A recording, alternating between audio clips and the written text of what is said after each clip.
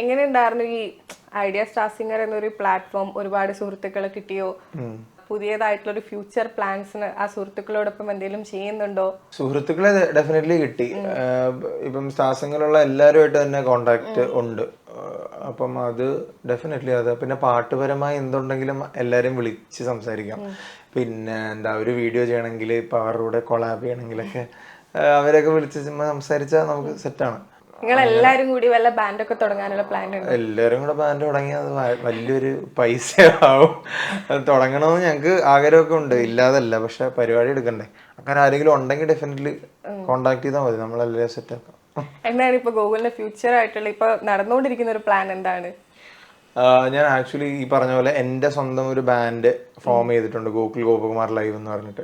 നമ്മൾ ഈയിടെ കുറച്ച് ജാമിങ് സെഷൻസ് ഒക്കെ ഉണ്ടായിരുന്നു. അപ്പം എല്ലാവരും അടിപൊളിയാണ്, കുറച്ച് പ്രൊഫഷണൽ ആയിട്ടുള്ള ആർട്ടിസ്റ്റുകൾ തന്നെയാണ്. ഇപ്പം അവരായിട്ടാണ് കൊളാബ് ചെയ്യുന്നത്. അപ്പം ഒരു 2-3 ജാമിങ് സെഷൻ കഴിഞ്ഞപ്പോൾ തന്നെ ഞാൻ ഭയങ്കര ഒരു എക്സൈറ്റഡ് ഫേസിലാണ് നിൽക്കുന്നത്. കാരണം അത്ര നല്ലൊരു ഔട്ട് വന്നു. ഇനിയിപ്പോൾ അതിൻ്റെ 1-2 വീഡിയോസ് ഇറങ്ങാനുണ്ട്, കുറച്ച് ഒറിജിനൽസ് ലൈവ് ഷോസ് ഒക്കെ വരുന്നുണ്ട്. അപ്പം അതാണ് ഇനിയിപ്പം മെയിൻ ആയിട്ട്. അല്ല, ഈ മാസം തന്നെ ഈ വീഡിയോസ് ഇറങ്ങും. അപ്പൊ ലൈവ് ഷോസ് 1-2 ഇങ്ങനെ പറഞ്ഞു വെച്ചിട്ടുണ്ട്. അപ്പൊ അത് അതിന്റെ കാര്യങ്ങള് ആവുമ്പം അറിയിക്കാം. എങ്ങനെയായിരിക്കും കോണ്ടാക്ട് ചെയ്യേണ്ടി വരിക? ഗൂഗിൾ കോണ്ടാക്ട് ചെയ്ത വെറുതെ ഇൻസ്റ്റാഗ്രാം മെസ്സേജ് മതി. ഞാൻ തന്നെയാണ് ഇൻസ്റ്റാഗ്രാം. അല്ല, ഇങ്ങനത്തെ ഷോസിന്റെ കാര്യങ്ങളൊക്കെ വരുമ്പോൾ ഡെഫിനറ്റ്ലി. ഇപ്പൊ ഈ നമ്മൾ ഈ സ്റ്റാർ സിംഗറിൽ നിൽക്കുന്ന ഒരു സമയത്താവുമ്പോഴേ പാട്ട് പാടുമ്പോൾ എന്താ ഇങ്ങനെ തോന്നുന്നത്? അതായത് ഈ പാട്ട് പാടുമ്പോൾ ഒരു എസ്കേപ്പിസം ആയിട്ടുള്ള ഒരു ഫീലിംഗ് ആണോ, ഒരു ഹീലിംഗ് ആണോ? ഓരോ പാട്ട് പാടുമ്പോൾ ഓരോ ഫീൽ അല്ലേ? ഇപ്പൊ ഗൂഗിളിന് അങ്ങനെ എന്തൊരു ഫീലാണ്? അതിപ്പോ പാട്ടനുസരിച്ചിരിക്കും. ചില പാട്ടുകൾ ഭയങ്കരമായിട്ട് നമുക്ക് ഫീൽ ചെയ്ത് പാടാൻ പറ്റും.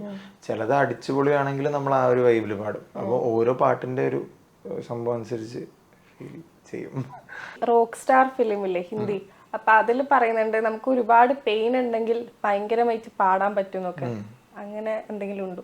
അങ്ങനെ ഉണ്ട്. പക്ഷെ എനിക്കിപ്പോ എന്താ പറഞ്ഞ പെയിനായിട്ട് അങ്ങനെ വലിയൊരു പെയിൻ ഇല്ല. അതുണ്ടെങ്കിൽ നമുക്കിപ്പം ഇപ്പൊ എന്താ ഫോർ എക്സാമ്പിൾ നമുക്കൊരു ഹാർട്ട് ബ്രേക്ക് ഉണ്ടായി, അതിൽ നിന്നൊരു പാട്ടുണ്ടായാൽ നമ്മൾ അതിനെ പറ്റി ആലോചിച്ച് കുറച്ചും കൂടെ ഇമോഷണലി കണക്ട് ആയിട്ട് പാടുമായിരിക്കും. അതായിരിക്കും അവർ ഉദ്ദേശിച്ചത്. അങ്ങനെ ഇമോഷണലി കണക്ട് ചെയ്ത് പാടാൻ ശ്രമിക്കാറുണ്ടോ? അതായത് ഇപ്പൊ ഇല്ലാത്തൊരു ഹാർട്ട് ബ്രേക്കിന്? ഇല്ല, അങ്ങനെ ശ്രമിക്കാറില്ല. ഇല്ലാത്തതിനെ ഉണ്ടാക്കാറില്ല. നമ്മൾ ആ പാട്ട് ഒരു വൈബ് ഉണ്ടെങ്കിൽ ഡെഫിനറ്റ്ലി നമുക്ക് അത് ഫീൽ ചെയ്ത് പാടാൻ പറ്റും. അങ്ങനെ ഇന്ന കാര്യങ്ങൾ ഓർത്ത് ആർട്ടിഫിഷ്യൽ ആക്കണമെന്നില്ല. ഇപ്പൊ 4 years ആയിട്ടുള്ള സിനിമയില് പാടിയിട്ടുണ്ട്, പ്രിയ വാര്യറിന്റെ. അത് കഴിഞ്ഞിട്ട് കുറച്ച് ബ്രേക്ക് എടുത്തിട്ടാണ് ഈ ഫിലിമിലേക്ക് വരുന്നത്. അതെങ്ങനെയായിരുന്നു ഒരു ഗ്യാപ്പ്? ആരും വിളിക്കാത്തോണ്ടാ. കാരണം അതായിരുന്നു എന്റെ ഫസ്റ്റ് ഫിലിം. പക്ഷെ അതിലധികം റെക്കഗ്നൈസ് ചെയ്തിട്ടില്ല. പക്ഷെ ആ പാട്ടുകൾ കുറെ പേര് കേൾക്കാറുണ്ട്. പക്ഷെ ഞാനാ പാടിയെന്ന് അവര് സ്റ്റാർ സിംഗറും കഴിഞ്ഞ് എല്ലാവർക്കും വേണ്ടിട്ട് ആ പാട്ട് ഞാനാണ് പാടിയത്. പാടാം.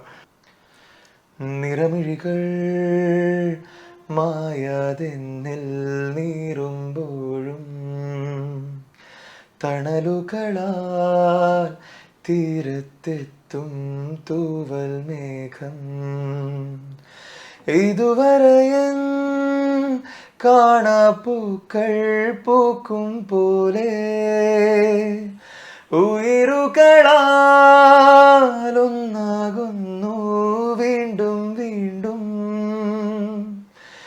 എന്നിൽ ശ്വാസം ചൂടേറുമ്പോൾ നെഞ്ചിൻ നാദം വേഗം വേഗം കണ്ണിൻ താളം നീയാകുമ്പോൾ ചുണ്ടോട് ചുംബിക്കാമോ ഓ ഉള്ളാകെ നിൻ ഗന്ധം തീയാളും നിൻ ബിംബം ഉള്ളാകെ നിൻ ഗന്ധം തീയാളും.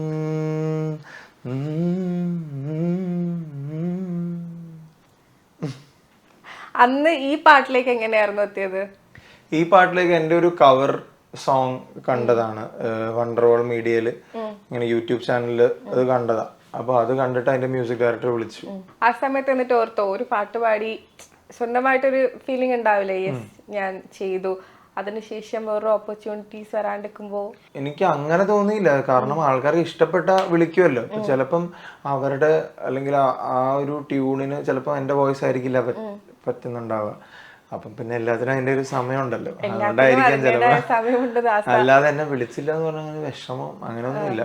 ഇതുപോലെ എല്ലാത്തിനും അതിൻ്റെതായ സമയമുണ്ട് എന്ന് പറഞ്ഞിട്ടാണോ സ്വന്തമായിട്ട് ആശ്വസിക്കാറ്?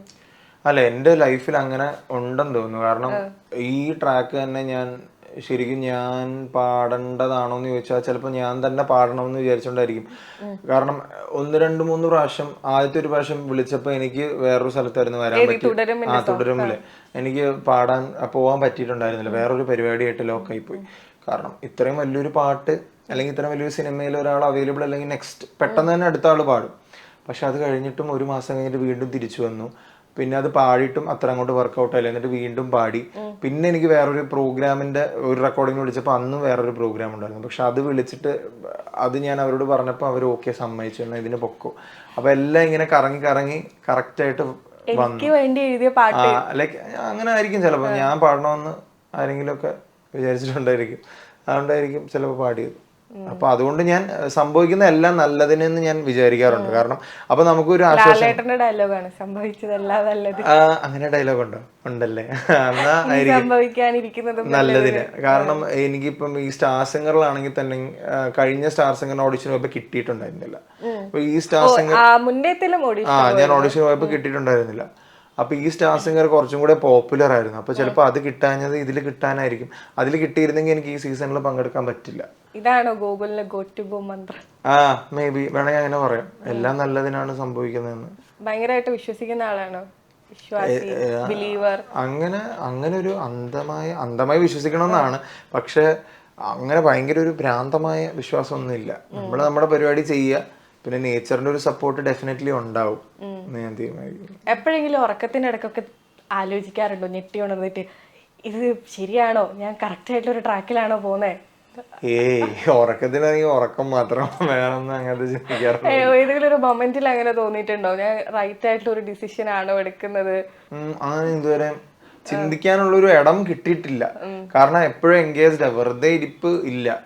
ഇപ്പം എന്തോ കോളേജ് ഇപ്പം ഡിഗ്രി കഴിഞ്ഞ് PG ഉടനെ തന്നെ ജോയിൻ ചെയ്തു. PG കഴിഞ്ഞ് സ്റ്റാർ സിംഗർ കഴിഞ്ഞ് ഇപ്പൊ ഷോസ് ചെയ്യുന്നുണ്ട്. അപ്പം അങ്ങനെയൊന്നും ഒരു ചിന്തയില്ല. ഞാൻ ഏതോ ഒരു വീഡിയോയിൽ കണ്ടിരുന്നു, സ്റ്റാർ സിംഗർ കഴിഞ്ഞിട്ട് ഞാൻ എന്ത് ചെയ്യുന്നു എന്ന ചോദ്യത്തിന് ഉത്തരമാണ് ഞാൻ ഇന്റർവ്യൂസ് കൊടുത്തോണ്ടിരിക്കുന്നത്. അത് ആ ഒരു സമയത്ത് ഞാൻ ഒരു രസത്തിന് പറഞ്ഞതേ ഉള്ളൂ. എപ്പോഴെങ്കിലും പാട്ട് പാടിയിട്ട് ഇങ്ങനെ കരഞ്ഞിട്ടൊക്കെ ഉണ്ടോ? ഭയങ്കര ഒരു സന്തോഷത്തിലൊക്കെ അല്ലെ, ഒരു എക്സൈറ്റ്മെന്റില് ഐ ഡിഡ് ഇറ്റ്. പാട്ട് കേട്ട് കരഞ്ഞിട്ടുണ്ട്, പക്ഷെ പാട്ട് പാടി കരഞ്ഞിട്ടില്ല. സ്റ്റേജ് പെർഫോമൻസിലായാലും ഒരു അത്രയും ഒരു എക്സൈറ്റ്മെന്റ് വന്നിട്ട് അങ്ങനത്തെ എന്തെങ്കിലും ഒരു സിറ്റുവേഷൻ, ഒരു ആനന്ദാശ്രുവായിട്ട് അങ്ങനെ ഒന്നും വന്നില്ല. പക്ഷെ ഭയങ്കര, ഞാൻ ഈയിടെ ദുബായിലൊരു ഷോവിന് പോയപ്പം ഞാൻ പാടിയ പാട്ട് എല്ലാരും പാടി ഇങ്ങനെ മറ്റേ ഫ്ലാഷ് ഒക്കെ അടിച്ച് ഞാൻ ഇങ്ങനെ പാടുമ്പോ അപ്പൊ എനിക്കൊരു ചെറിയ സന്തോഷം ഉണ്ടായിരുന്നു.